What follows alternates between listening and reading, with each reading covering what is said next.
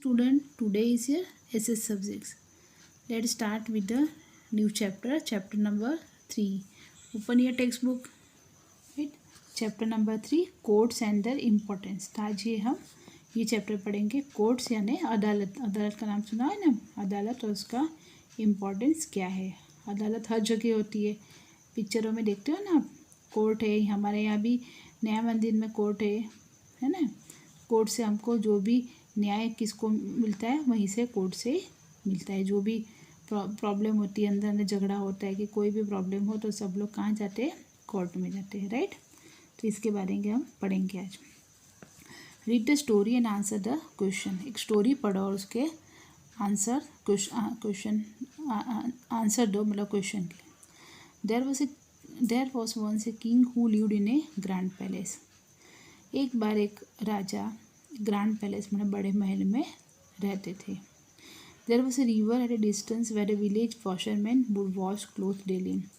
और महल के पास ही एक नदी थी, और वहाँ पे गांव का धोबी रोज़ कपड़े धोता था। One day the washerman and his wife were washing cloth till late and it grew dark while they were returning home.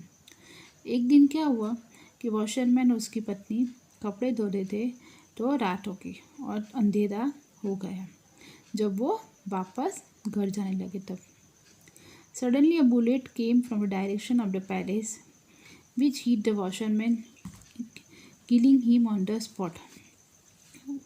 तो एकदम से क्या हुआ, एक बुलेट यानी एक गोली आई। कहाँ से आई, पैलेस, जो पैलेस था उसी डायरेक्शन से आई, और आके धोबी को हिट करके मतलब लग गई। तो धोबी वहीं की वहीं ऑन द स्पॉट मर गया। ठीक है, उसकी डेथ होगी। राइट, तो आगे तो ये ट्रू जजमेंट देखो फोटोग्राफ से। अब क्या होता है, on the next day the washerman's wife went to the court to seek justice. तो दूसरे दिन क्या होता है, वॉशरमैन की जो वाइफ होती है धोबन, वो किंग के पास जाती है जस्टिस लेने, न्याय लेने के लिए, कि उसका हस्बैंड जो वॉशरमैन था वो मर गया बुलेट से। राइट, और वो बुलेट कहाँ से आती थी, पैलेस की डायरेक्शन से। The king listen to her carefully.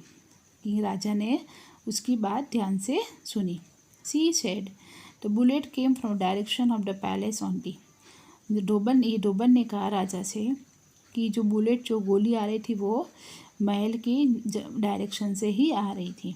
The king thought over the matter for a while and asked her to come next day. राजा ने बोला, मैं इस मैटर के बारे में सोचता हूँ थोड़ी देर के लिए, और उसने बताया धोबन को कि आप दूसरे दिन नेक्स्ट डे आना। But the king investigated the matter. He found out that it was the queen who had fired the shot.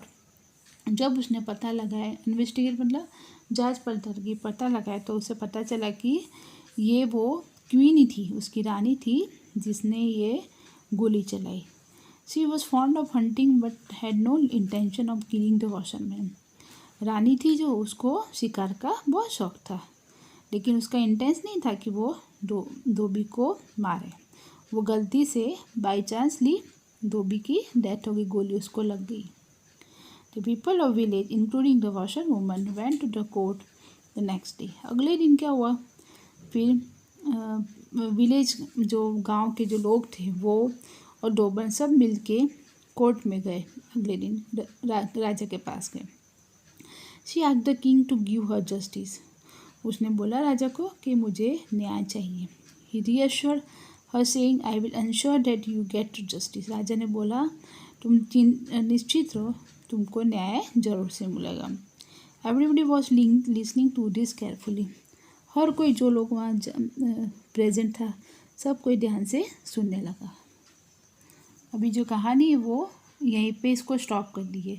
उसने क्या न्याय दिया वो सब आपको, वर्डिक्ट ऑफ द किंग क्या है सोचा, उसको यहाँ पे ही सोचा। आपके हिसाब से क्या होगा, आप भी सोचो किसको क्या न्याय मिलना चाहिए।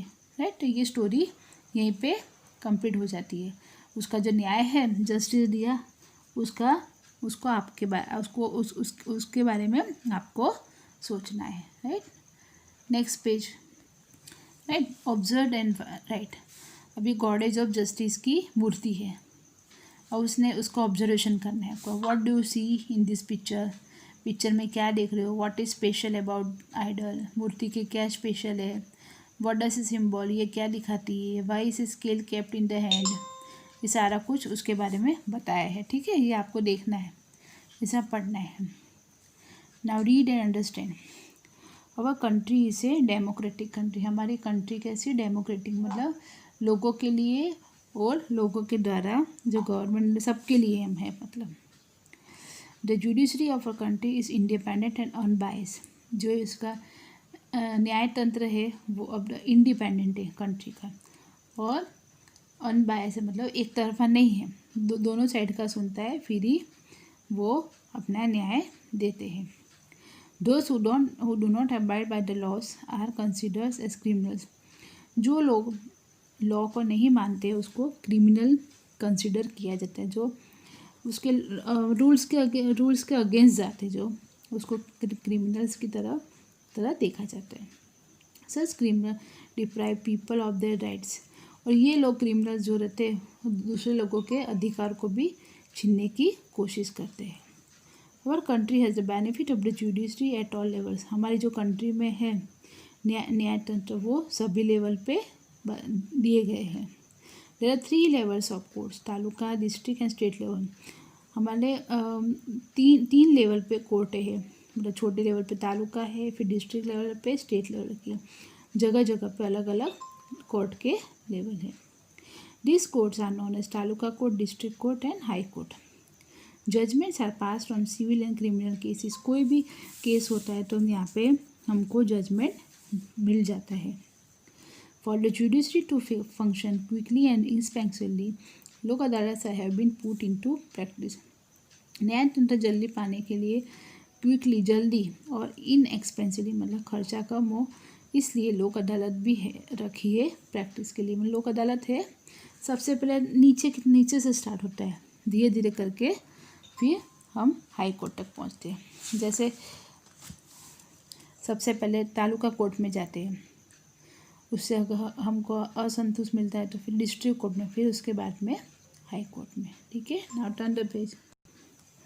Now the court at the lower level is taluka court, सबसे लोअर लेवल पे है तालुका कोर्ट है। Such courts are called trial court, इसको क्या बोलेंगे, ट्रायल कोर्ट्स बोलते हैं। District courts are about, taluka court के ऊपर क्या देखा हमने, district court. The head of district court is the high court, और डिस्ट्रिक्ट कोर्ट का जो हेड है वो कौन है, हाई कोर्ट है, वो स्टेट लेवल पे होता है। ठीक है, तो ये पिक्चर है गुजरात का हाई कोर्ट। ठीक है, ये कहाँ पे है, अहमदाबाद में आपका। हर स्टेट में ये हाई कोर्ट होती है, हर स्टेट का, राइट। नाउ हंसाबास लैंड, एक स्टोरी दी है उसको आपको पढ़ना है।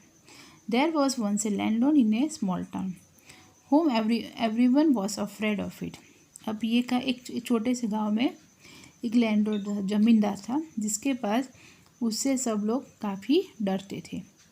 ही owned a majority of land area in the town, उस गांव में उसके पास मेजोरिटी मतलब बहुत सारी ज़मीनें थी। There was an old lady Hansaben whose farm was near his land, वहाँ पर उस गांव में भी एक हंसाबेन नाम की ओल्ड लेडी, एजेड लेडी रहती थी, जो ये ज़मींदार था उसके घर उसकी ज़मीन उसका जो फार्म था उसके पास ही था। तो landlord gradually started capturing the land near by, ये ज़मींदार क्या करता, बड़ी चालाकी से धीरे धीरे उसकी जो हंसाबेन की फार्म था ज़मीनें हड़पता था, धीरे छोड़े आगे आगे बढ़ के। Slowly steadily landlord encroached upon half of Hansaben's territory, her farm, and did not give her land or money in return. धीरे धीरे ये इस लैंडलॉर्ड ने क्या किया, जमींदार ने हंसाबेन की आधी ज़मीन धीरे धीरे करके हड़प ली, उन्होंने ज़मीन वापस भी नहीं दी और पैसा भी नहीं दिया। Thus, in order to get back her land, Hansaben filed a case in the taluka court, इसलिए ज़मीन वापस लेने के लिए हंसाबेन ने कहाँ केस फाइल किया, तालुका कोर्ट में। गांव में क्या कोर्ट होता है, taluka court. Both the landlord as well as Hansaben presented their arguments in the court, फिर कोर्ट में क्या हुआ, हंसाबेन और ये लैंडलॉर्ड दोनों के बीच में दोनों ने बहसबाजी हुई कोर्ट में, दोनों ने अपने अपने व्यूज़ दिए। द जज heard the argument, he give the verdict in favour of Hansaben. फिर जज ने क्या कि दोनों की बातें सुनी और जज को जो ठीक लगा तो उन्होंने हंसाबेन के फेवर में अपना फैसला सुनाया। Right now high court, the highest court in our country is the supreme court. सबसे बड़ी जो कोर्ट है हमारे कंट्री में वो कौन सी है? Supreme court. Every state has a high court. Her state में एक हाई कोर्ट होती है, उसके बाद कंट्री में क्या होती है? Supreme court. The high court in our state is in Ahmedabad. जो कोर्ट की हमारे स्टेट की हाई कोर्ट कहाँ है? अहमदाबाद में। The जुडिक्शन of the courts of all states is decided by the high court. और जो न्याय का पूरे स्टेट में कहाँ से डिसाइड होता है? न्यायतंत्र हाई कोर्ट से। ठीक है। All the high courts are uniform and are called court of records. सारे हाई कोर्ट जो है वो एक यूनिफॉर्म अपने प्रोसेस से चलते हैं और उन कोर्ट को कोर्ट ऑफ रिकॉर्ड बोला जाता है। देयर आर अदर जजेस टू हेल्प द मेन जज एट द हाई कोर्ट। और वहाँ पर बहुत सारे जजेस भी होते हैं जो हाई कोर्ट में जज है उनकी हेल्प करते हैं। Anyone has a right to appeal in the high court for public welfare. कोई भी अपना संतुष्ट ना हो तो हाई कोर्ट तक अपना केस फाइल कर सकता है।